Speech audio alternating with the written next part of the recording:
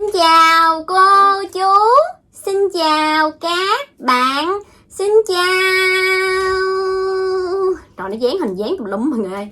Thì xin chào tất cả mọi người đã quay trở lại với kênh của Quỳnh Trần TV và cuộc sống ở Nhật nha. Hôm nay thì mình sẽ ăn một bữa cơm quốc dân, đó là cải chua xào lòng và heo quay nha mọi người. Thì cái món này Quỳnh làm nhiều lần rồi, hôm nay Quỳnh bưng lên Quỳnh ăn thôi mọi người ơi. Bây giờ mời mọi người ăn chung với hai mẹ con Quỳnh nha.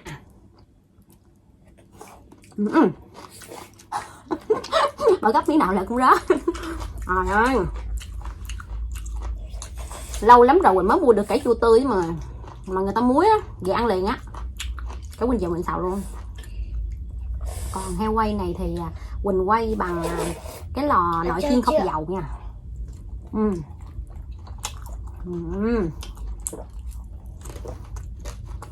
Quá đã mà. Đúng không?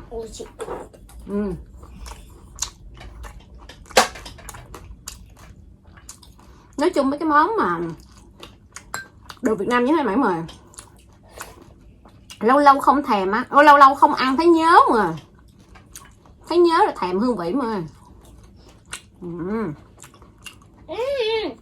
Sao con? Đi chị. Đưa cái miệng sát vô. Đúng rồi, nè dịnh cái tô vô nè. Dịnh vô đúng rồi. Đúng rồi nè, cái khăn này đó mẹ cho xa đó. Nó ăn nó rớt mọi người, nó rớt cái nó la hả? Mama chị được sao? Chị được papa chị nè. Sao vậy? Sao bao chị nè? Đóこっちと手をつないてないだからこっちを下に当たったから上手だよ。 Sao nói tiếng Việt, sao nói tiếng Nhật cô chú không hiểu gì hết trơn. Nó nói hay làm rớt, là Quỳnh làm rớt, ba nó không có làm rớt, bởi vì ba nó giỏi mà. Cái gì nó cũng khen ba nó nức nở mà.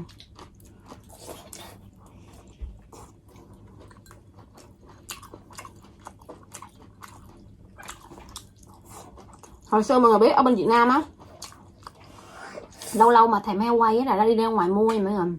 Mua về mà ăn không hết là qua ngày hôm sau lấy heo quay để mà xào chung hoặc là kho chung với cải chua á. Bắt cơm khủng khiếp mà.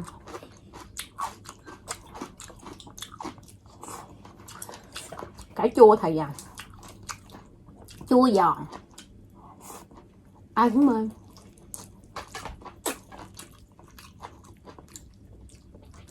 Để xào được cái dĩa cải chua này mọi người, mua một bịch cải chua nhỏ xíu 500 yên á mọi người, là người ta đã muối rồi á. Chợ ở bên Việt Nam mà mua 100.000, 500 yên là 100.000 tiền Việt Nam mà 100.000 chắc rổ luôn mà.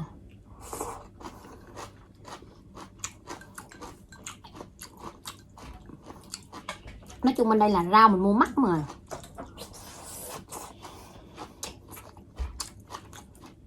Rau mua mắc hơn thịt nữa.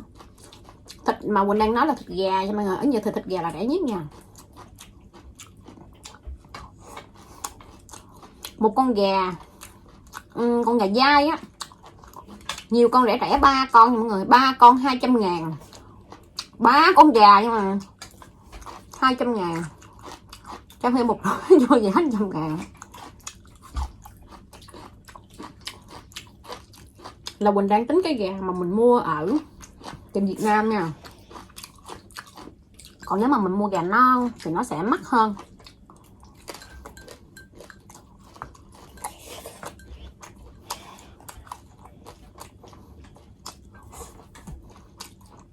Cải chua ăn có nãy mà ngon lắm mà.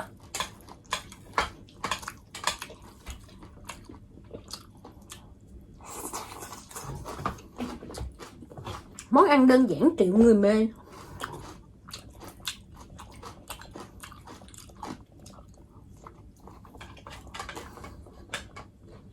Nó sát miệng như đó. Nó ăn nhanh vậy mà. Sao ăn miếng thịt không? Không có ăn mà. Chưa hết mà phải ăn hết mới được. Cái phần ăn của nó mà mỗi ngày á là phải làm riêng ra. Nó riêng, anh Sảo Quỳnh riêng. Có lúc thì nó ăn chung với anh Sảo Quỳnh, không chịu ăn với Quỳnh mọi người. Lâu lâu hiếm khi được cái món nó mới ăn được chung với Quỳnh thôi. Sao chưa ăn hết nha, sao chưa là em bé giỏi nha. Sao phải ăn hết xong mới là Uni sao? Sao ngồi với mẹ nó không hay sao? Sao ngồi với mẹ hay sao đi? Sao đi? Bye bye cô chú. Nó ăn xong rồi đó mọi người. Nó không chịu ngồi đó. Bye bye, yeah, yeah, yeah, yeah, yeah. Bye bye, yeah, yeah, yeah, yeah, yeah. Bye bye, yeah, yeah, yeah, yeah, yeah. Bye bye, yeah, yeah, yeah, yeah, yeah. Quỳnh ăn chưa xong mà nó ăn xong rất là nhanh luôn. Nó ăn y chang bao nó mà. Ăn rất là nhanh à. Ăn kiểu nó đau bao tử chết. Nó ăn tại nó lúc trọng không nè. Ăn mì với tới ăn cơm.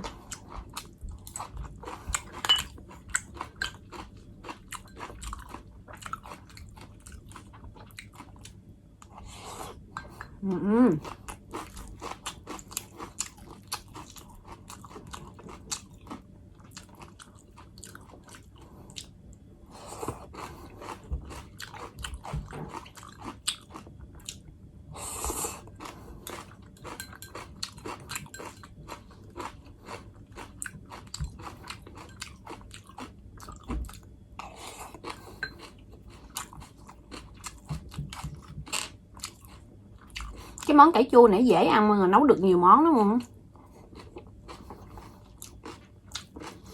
Ngoài miền Bắc thì có cơm chiên dưa bò nhưng mà ở trong miền Nam mình á thì có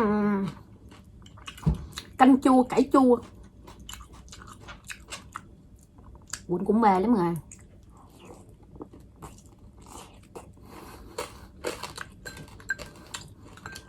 Hoặc là cải chua nấu sườn. Ở Nhật thì có cải chua vậy mọi người, mà cải chua nó lạ mà. Nó lớn lên xong cái lá màu tím vậy mọi người.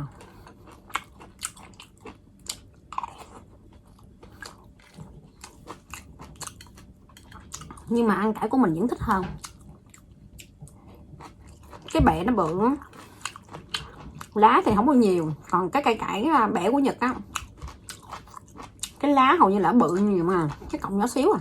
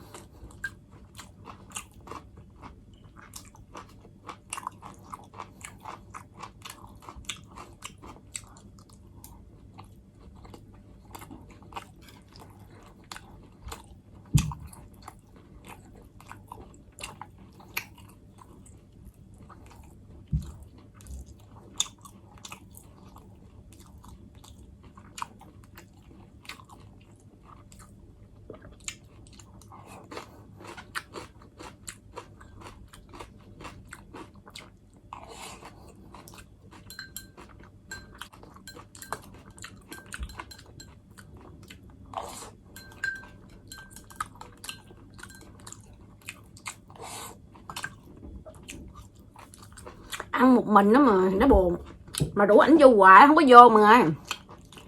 Anh Thảo mình á, anh nói lâu lâu vô video thì mọi người coi, mọi người cảm thấy thích, chứ ngày nào cũng vô không có chuyện gì nói. Với lại mỗi ngày mình nấu nhiều món á, có nhiều món anh ăn cũng không được mà. Cái Quỳnh mới nói là thôi anh Thảo mình vô đi, mỗi người ăn một món riêng cũng được. Anh nói ăn vậy sao người ta xem, rồi anh ăn vậy sao đánh giá được đồ ăn, coi cái gì.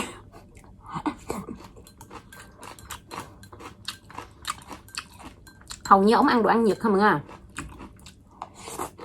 Nhưng mà mọi người biết không, ở nhà Quỳnh á, mấy cái gia vị nấu đồ ăn cho Quỳnh làm YouTube nữa, mấy cái gia vị nấu đồ ăn của Quỳnh mua rất là nhiều luôn.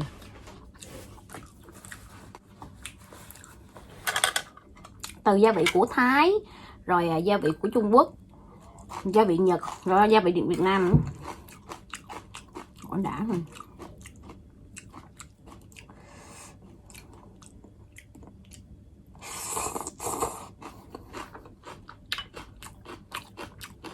Mình lưới thẳng hả? Anh Thảo Quỳnh không ăn món này nha mọi người. Nhưng Quỳnh mới nói là mình mua một bịch 500 yên rồi Quỳnh về Quỳnh xào ảo qua Quỳnh ăn có mình Quỳnh thôi đó. Anh nói cái cải chua của Việt Nam mình nó muối, cái vị nó không có giống của Nhật mà anh không có thích cho lắm. Cái vị cải chua của Nhật á, nó muối vị kỳ mà Lúc mình mới qua mình ăn không được mà,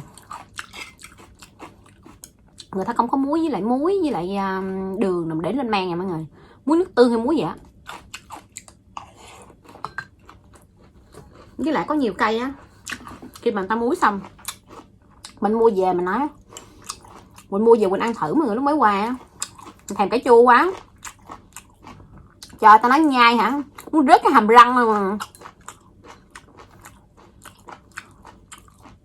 Người ta thu hoạch nó già quá, với lại người ta muối không biết muối kiểu gì mà để nó già mà, cho nên ở Nhật nó có hai loại cải chua, một là người ta muối nguyên cây, hai á là người ta cắt nhỏ ra, cắt nhỏ ăn được nha mọi người, cắt như là mình cắt cải chua hạt lựu mà.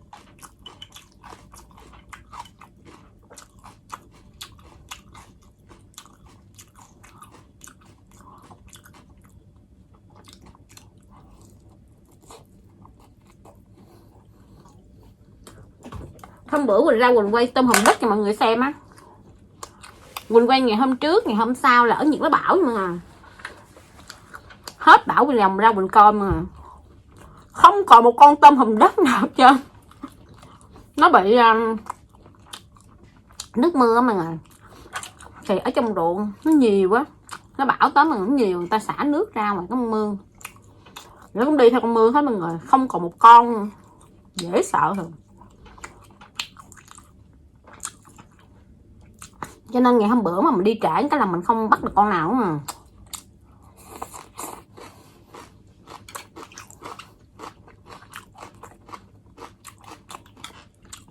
Quanh khu nhà Quỳnh ở á, thì hầu như là một năm á đi bắt tôm hùm đất được 2 lần, nhưng mà một á là giữa tháng 7, lúc mà trời vừa ngưng cơn mưa của tháng 6 nha mọi người, là bắt được một lần, với lại là tháng 9 nhưng mà tháng 9 thì khoảng là đầu tháng 9, chứ mà mưa lớn một cái là bắt đầu đi hết rồi.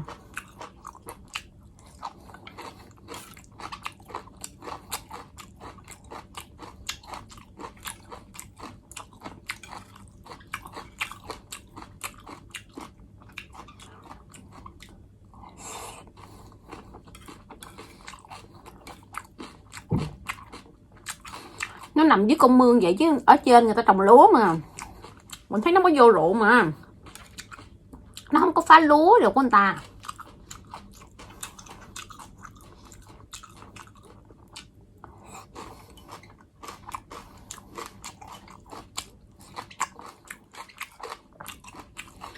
Rồi có nhiều bạn nói Quỳnh á, này đi bắt tôm hùm đất á, có bị bắt không? Nó là ở trong thiên nhiên nha mọi người, không có ai nuôi hết, năm nào cũng có. Thậm chí Quỳnh nói ở đằng sau lưng nhà Quỳnh nó có con mương á, chỉ con mương nước đó cũng ở ngoài ruộng luôn, và con mương nước nó sau lưng sát nhà Quỳnh luôn, nó không có ai cho nên mình bắt không bị ảnh hưởng gì hết.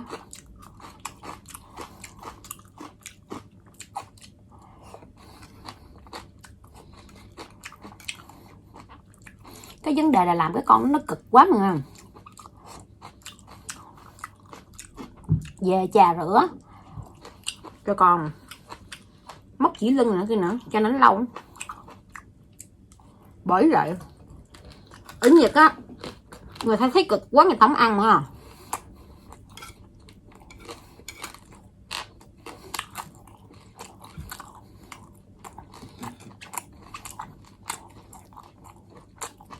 Với lại người Nhật ta nghĩ là ở Nhật là hải sản nhiều quá, người ta ăn con nó cũng cực.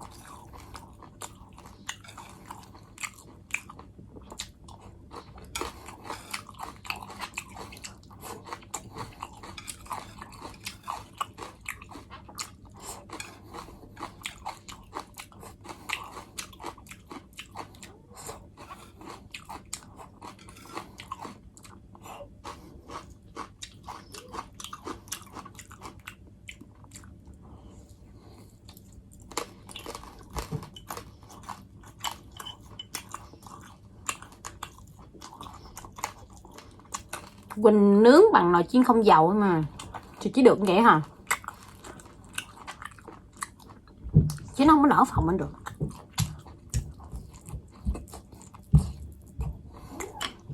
Cái tay nghề chưa được cái đỉnh như người ta mà vẫn còn bị yếu kém.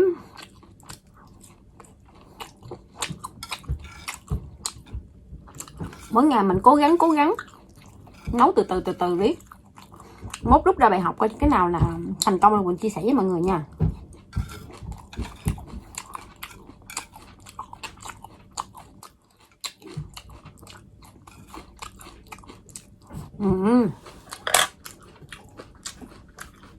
No quá mà.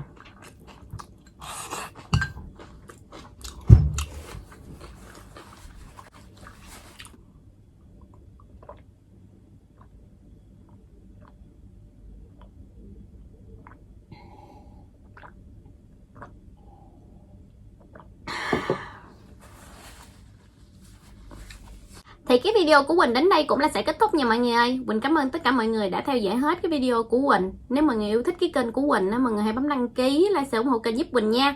Quỳnh hẹn gặp lại mọi người ở video vào ngày mai. Bye bye.